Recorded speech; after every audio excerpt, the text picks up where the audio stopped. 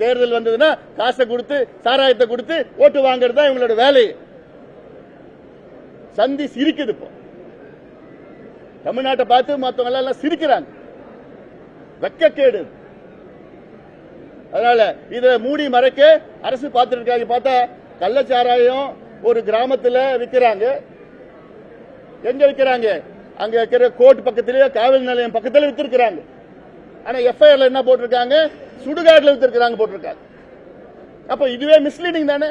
அப்ப உங்களுக்கு நியாயமான நேர்மையான ஒரு விசாரணை நடக்குமா? உங்களுக்கு கோர்ட் பக்கத்திலையும் போலீஸ் ஸ்டேஷன் பக்கத்தில் கள்ளச்சாராயத்தை வித்திருக்கிறாங்க, விசச்சாராயத்தை. ஆனா இது சுடுகாட்டில் வித்திருக்கிறாங்கன்னு சொல்றாங்க.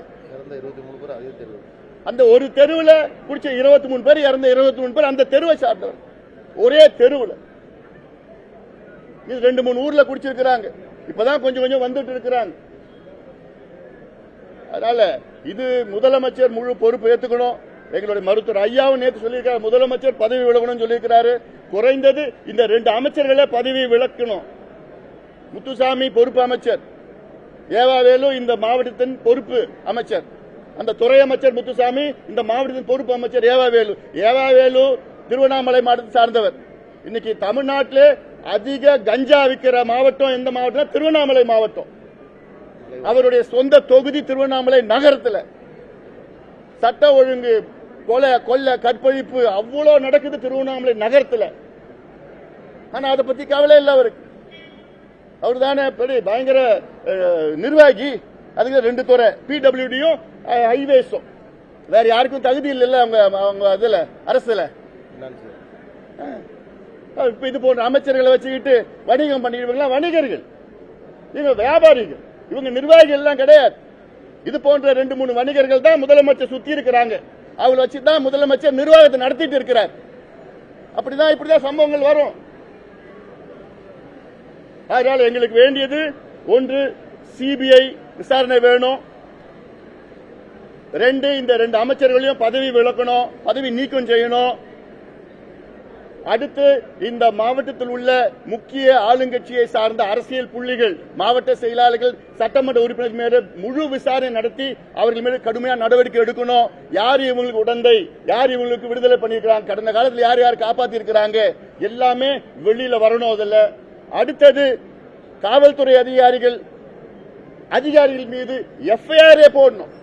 நீங்க எஃப்ஐஆர் போட்டாதான் அடுத்தது இது போன்ற சம்பவம் நடக்காது. கள்ள சாராயம் காய்ச்ச மாட்டாங்க, கஞ்சாவும் விற்க மாட்டாங்க. இன்னொன்னு, எல்லாத்துக்கும் மேல எங்களுடைய நோக்கம் தமிழக அரசு பூரண மது விலக்கை உடனடியாக கொண்டு வாங்க. இதுதானே எல்லாத்துக்கும் காரணம். இதுதானே அடிமட்ட காரணம். இதுதானே எங்களுடைய ஐயா 45 ஆண்டு காலம் போராட்டம் பண்ணி எத்தனை வழக்குகள் போட்டோம்.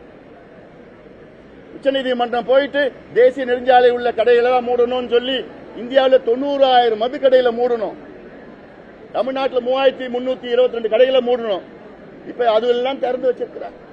பேருக்கு தேர்தல் நேரத்தில் இதே முதலமைச்சர் சொன்னார், ஸ்டாலின் அவர்கள் சொன்னார், 5 ஆண்டுகளுக்கு முன்பு தேர்தலில் சொன்னார். என்னன்னு, நாங்கள் ஆட்சிக்கு வந்து முதல் நாள் முதல் கையெழுத்து பூரண மதுவிலக்குன்னு சொன்ன ஸ்டாலின் அவர்களே, இன்னைக்கு அதை மறந்துட்டீங்களா? அது திமுக அப்படிதான். நாங்க ஒன்னு சொல்லுவோம், அதை செய்ய மாட்டோம். அதான் அவங்களுடைய கொள்கை. சொல்றதுக்கும் செய்யறது சம்பந்தமே கிடையாது.